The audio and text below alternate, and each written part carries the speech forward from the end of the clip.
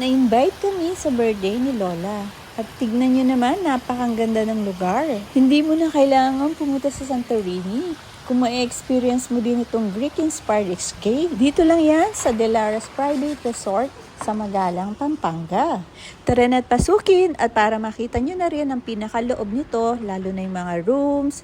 Libreng wifi nga pala ito. Fully air condition na rin yan, kaya hindi ka maiinitan. Napaka-komportable nga namin kumain dyan.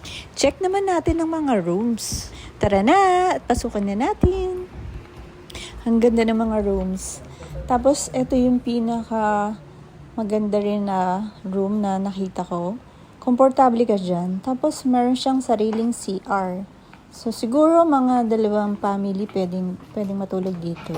Check natin yung pinaka-CR niya. Ayan. So may shower yan, may heater din. Kaya hindi ka problema kung sobrang lamig. Napakalinis niya. Tapos yung design, napakaganda. Tapos meron din yung sariling cabinet. Ito siya. Kung may mga gamit kayo, pwede nyong ilagay muna dyan. Ayan. Meron pang room yan sa kabila.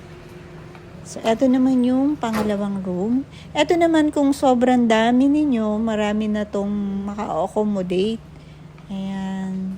Ang dami nilang mga bed. Siguro mga 13 to 15 pwedeng umiga dyan. At ito, meron din tong sariling CR.